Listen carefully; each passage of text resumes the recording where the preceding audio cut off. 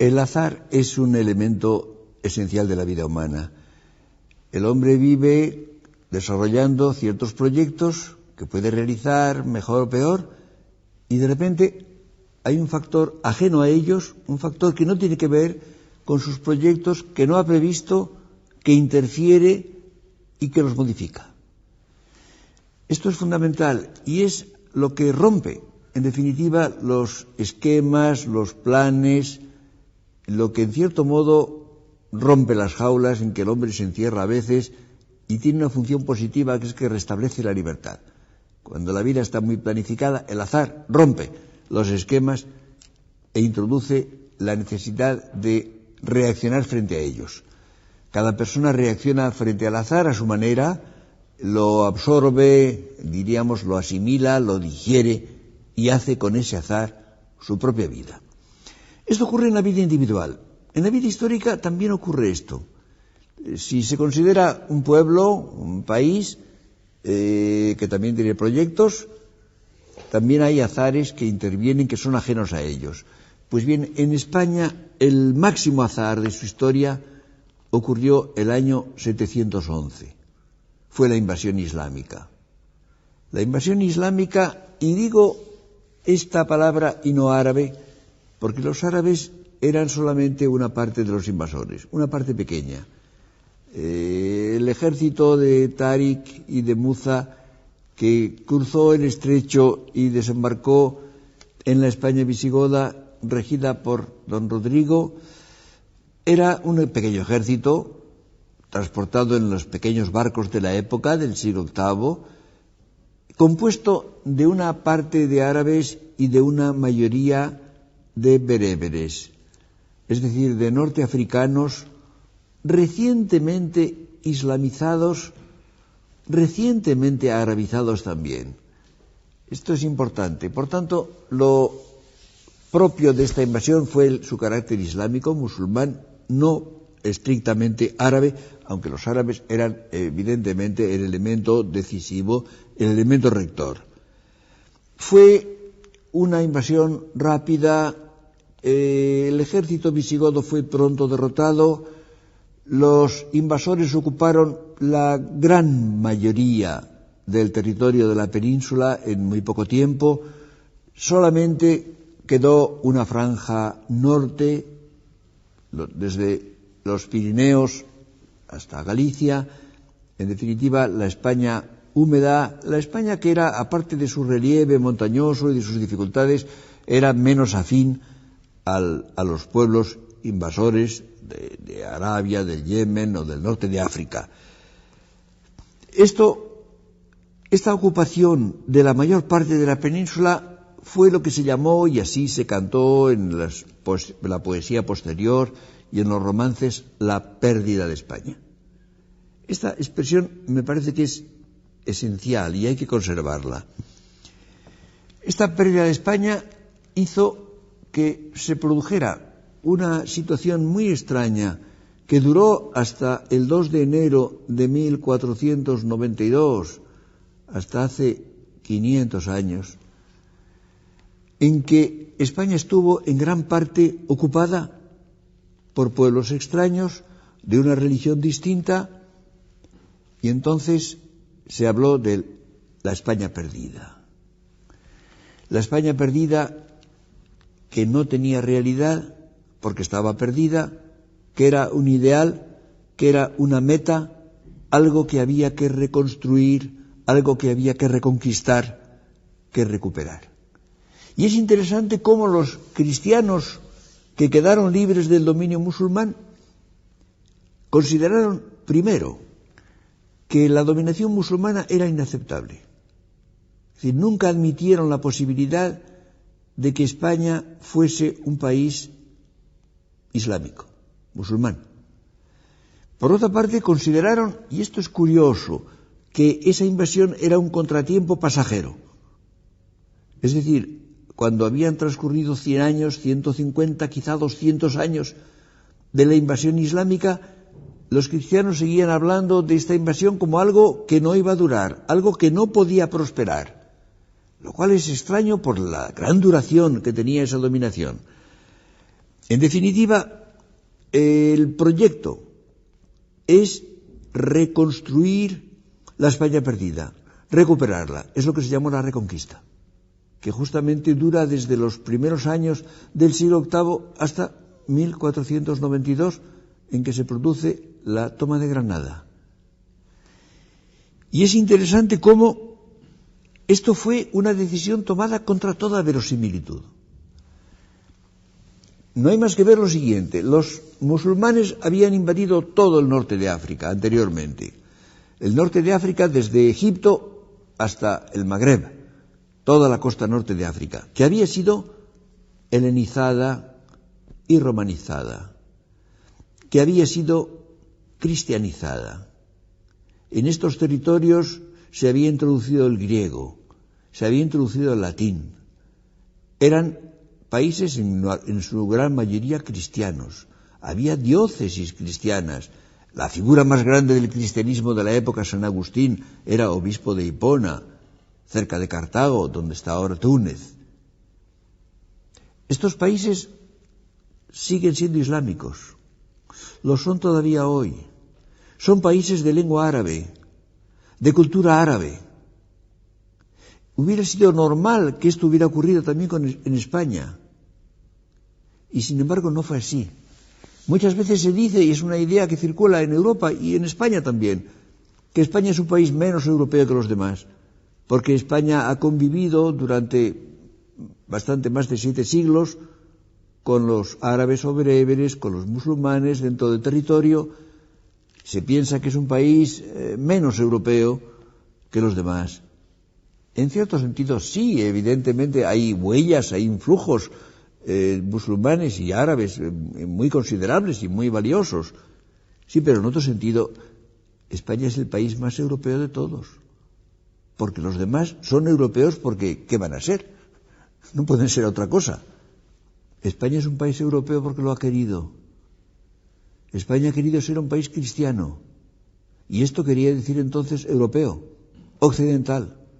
Es decir, ha habido, diríamos, una vocación cristiana, europea, occidental, que ha sido precisamente lo que ha constituido la realidad española. Y esto, claro, tuvo una consecuencia, que fue la identificación de lo español con lo cristiano. Los españoles que inician la Reconquista se denominan a sí mismos cristianos. Es precisamente la designación común, es el vínculo principal que los une, son los cristianos. Lo cual hace que se produzca un fenómeno muy interesante, que es que esta España que se va a reconstruir, que se va a reconquistar, que repito, es un ideal durante mucho tiempo, poco a poco va avanzando, la España cristiana va desplazando muy lentamente a la España musulmana, al Andalus. La España musulmana es el nombre de España, diríamos, pues hasta el año 1000 aproximadamente, es primariamente la España musulmana. Desde la Reconquista de Toledo, el año 1085, ya empieza a predominar la España cristiana, ya España va a ser más bien la España cristiana, pero se produce un proyecto histórico de carácter permanente, la Reconquista. La Reconquista dura mucho tiempo. Yo recuerdo que Ortega decía, ¿es que se puede llamar Reconquista a una cosa que dura 8 siglos? Evidentemente no es una guerra, no es una campaña, no se puede, fue una convivencia polémica, difícil, hecha de elementos muy varios, con fases de grandes diferencias. Sí, pero al mismo tiempo es un proyecto permanente. Y esto es la meta constante, la recuperación de la España perdida. Es justamente durante más de 700 años va a ser el proyecto permanente. Es una convivencia polémica, es una convivencia hecha de luchas, de admiración mutua, de amor en muchos casos, pero en definitiva la Edad Media entera, la Edad Media no ya española, la Edad Media europea está definida por una polaridad entre la cristiandad y el Islam. No es inteligible la Edad Media sin tener en cuenta el factor islámico contrapuesto al cristiano, con una influencia mutua, con enriquecimientos varios, con penetraciones culturales, incluso religiosas, con una actitud de hostilidad fundamental y permanente. Es evidente, por ejemplo, que las invasiones musulmanas alteraron totalmente la función del Mediterráneo. El Mediterráneo había sido el gran mundo, el área de la convivencia del mundo antiguo. La cultura antigua era la cultura del Mediterráneo primariamente, que era la gran vía de comunicación. Las dos orillas del Mediterráneo estaban en comunicación constante. Pero la ocupación por los islámicos del Mediterráneo sur hace que el Mediterráneo deje de ser una vía de comunicación. Y entonces lo cristiano queda en la orilla norte, con un hinterland que va a ser después lo que llamaremos Europa. Y hay incluso hostilidades, la navegación es muy difícil, hay la piratería musulmana, hay los ataques a las costas cristianas por los musulmanes durante todo el tiempo. Se produce la gran alteración del Mediterráneo, un fenómeno del cual tenemos una experiencia parecida a nosotros en nuestra época, que es el telón de acero. Durante medio siglo largo, Europa ha estado dividida por el telón de acero. No ha habido comunicación entre la Europa occidental y la Europa del Este. Ha sido precisamente algo muy parecido que acaba de terminar. Nosotros podemos ahora comprender muy bien lo que fue la situación introducida por las invasiones islámicas del Mediterráneo en el siglo VII. Pues bien, esto que es el carácter general de toda Europa, también pasa en España. Pasa más, porque pasa de cerca. Esa convivencia polémica, esa lucha, en España es cuerpo a cuerpo. Es de cerca, con relaciones mucho más próximas, positivas y negativas, con más conflicto, con más guerra, con más admiración, con más penetraciones. Y en definitiva, además, en España se hace algo muy importante, la experiencia del otro. La convivencia con los musulmanes, unos, repito, de origen árabe, otros bereberes, con los judíos, que existen como minorías importantes en las dos partes de España, hace que se vaya haciendo la experiencia del hombre de otra religión, de otra cultura, con un origen étnico diferente. Y esto es una experiencia, creo, inigualable, que había de tener consecuencias muy importantes para la totalidad de la historia ulterior de España.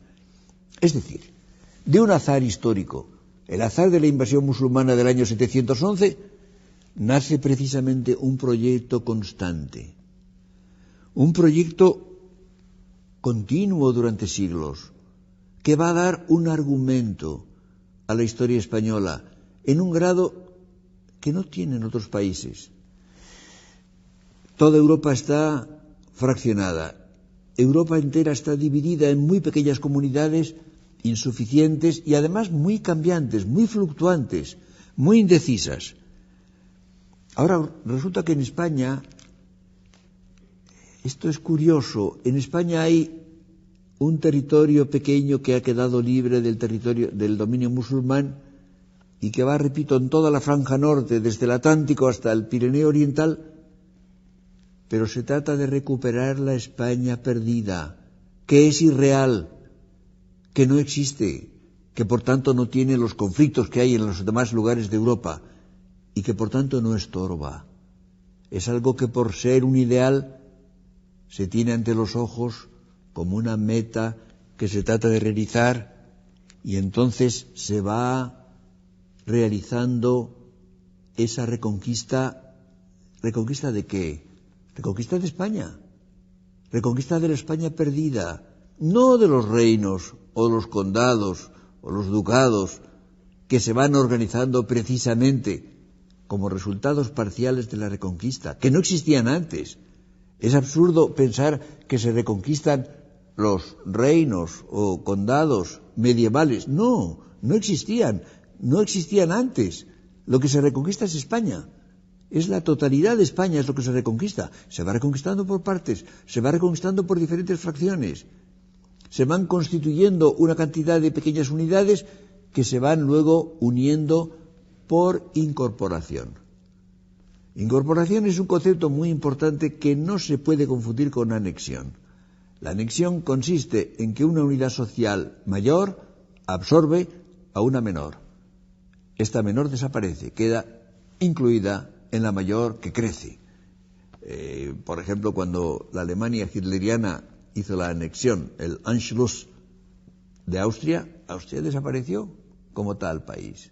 Quedó incorporada a una Alemania grande, Großdeutschland, decían. Pero en cambio la incorporación es diferente.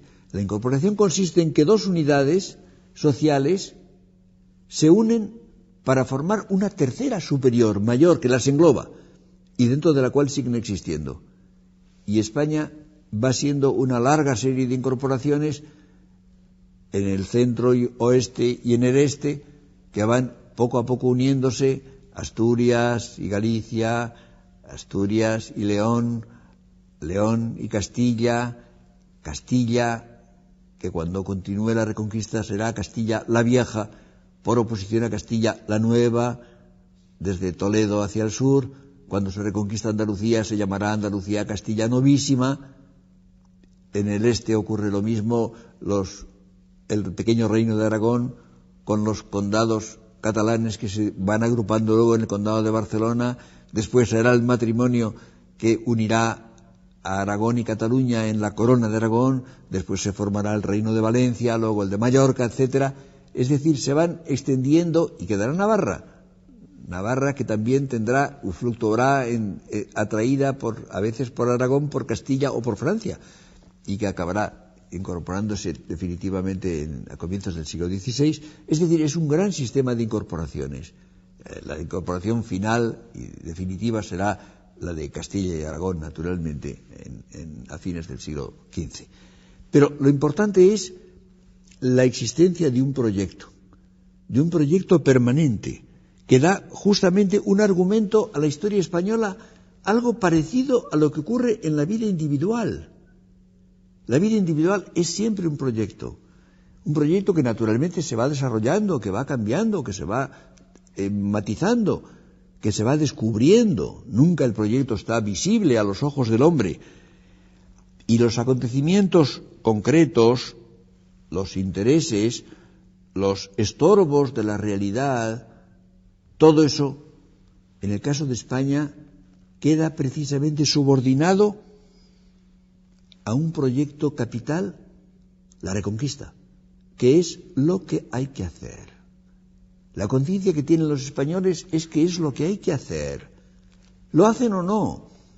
Si se mira la historia de la Reconquista, se ve que ha habido épocas de pereza, de desinterés, de apatía, en que no se hace lo que se debería hacer, en que más o menos se convive con los musulmanes y se aceptan, por ejemplo, sus parias, sus impuestos, los tributos que, por ejemplo, pagará durante mucho tiempo el reino de Granada al reino de Castilla, sin tener gran interés porque la Reconquista termine, pero habrá conciencia de que no se está haciendo lo que se debe hacer. Hay unos versos que se ponen en boca de un rey castellano que dice: si no vencí reyes moros, engendré quien los venciera. Es decir, un rey que no ha cumplido con su deber histórico se remite a sus sucesores, a quienes ha engendrado, que han vencido a reyes moros, que han sido capaces de continuar ese proyecto que él había descuidado o abandonado y no había acabado de realizar. Esto me parece fundamental. La vida humana individual o histórica y colectiva tiene fases muy diferentes, tiene épocas de gran entusiasmo, tiene épocas de desmayo, de decaimiento, y esto ocurre naturalmente. Pero la diferencia y lo característico de España, precisamente, y esto es lo que creo que es menester tener en cuenta, no es que España tenga proyectos. Todos los países tienen muchos proyectos, sucesivos, a veces contradictorios. Es que España es un proyecto. España se constituye como un proyecto que es el nervio permanente de la historia medieval entera. Es decir, durante casi 800 años, España está definida por un proyecto que es la reconquista, la recuperación, la reconstitución de la España perdida. Precisamente por ser perdida. Esto es quizá lo que no se ve fácilmente, por no existir como realidad llena de dificultades, llena de conflictos, llena de estorbos. Es una de las razones por las cuales la Unión Nacional Española se hará antes que las demás y con una cierta facilidad sorprendente, porque no había precisamente la dificultad de lo empírico, de lo existente, de lo azaroso que llenaba las otras comunidades europeas, porque no había en otros lugares ese proyecto permanente, sino una serie de proyectos históricos o sociales o económicos o bélicos que constituían lo que era propio de cada país. Es decir, si miramos la realidad de España medieval, encontramos algo muy curioso, y es que se parece, en cierto modo, a lo que es la vida individual. Es decir, España ha tenido algo que recuerda extrañamente lo que es una biografía individual, una biografía singular. Hay un hecho interesantísimo. España tiene, a lo largo de su historia, una constante que es lo que se llama la preocupación de España. Es curioso cómo hay países que tienen ciertos momentos críticos en los cuales sienten inquietud por su condición, por lo que son, por lo que pueden ser, sienten una preocupación nacional. En España se mantiene a lo largo de casi toda la historia moderna una preocupación por España que cruza la literatura española entera, no por manos de políticos o de sociólogos, sino de los pensadores, de los escritores, de los literatos. Esto es un fenómeno sumamente curioso. Ha parecido en algunas ocasiones que era un fenómeno en cierto modo anormal. ¿Por qué este país está siempre preocupado de sí mismo, de lo que es? ¿No parece esto un indicio, en cierto modo, de anormalidad? ¿No hay una cierta anormalidad española? ¿No es un poco morboso estar siempre pensando en sí misma? Yo creo que no. Yo creo que lo que ocurre, en cambio, es que España como sociedad, España como colectividad, conserva rasgos fundamentales de lo que es la vida humana, de lo que es la vida humana personal. La vida humana es siempre interpretación de sí misma, es proyecto de sí mismo. El hombre necesita entenderse a sí mismo en cada caso. España colectivamente como un país ha tenido siempre la necesidad de entenderse, ha tenido necesidad de conocer su argumento, de intentar realizarlo. Es decir, se comporta en cierto modo, de un modo análogo a cómo se comporta el hombre en su vida individual, con conciencia de quién es y de quién debe ser y de quién tiene que ser. En definitiva, esa situación española hace que España sea, y esto es paradójico, el país más inteligible de Europa. Porque es un país que ha necesitado entenderse a sí mismo, dar razón de sí mismo, explicar quién es y quién quiere ser. Y estoy empleando la palabra quién, que precisamente se aplica a la vida humana, se aplica al hombre, que no es un qué, sino que es un quién. En definitiva, podríamos decir que mientras la sociedad normalmente, en general, la sociedad es algo no propiamente humano.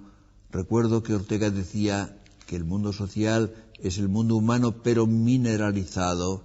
Decía, la sociedad es la gran desalmada. En España ha ocurrido esto algo menos. España, por los azares de su historia, por tener un proyecto permanente, en cierto modo ha tenido que tener un alma de la cual preocuparse, de la cual ocuparse, un alma que ha tratado de entender y de realizar.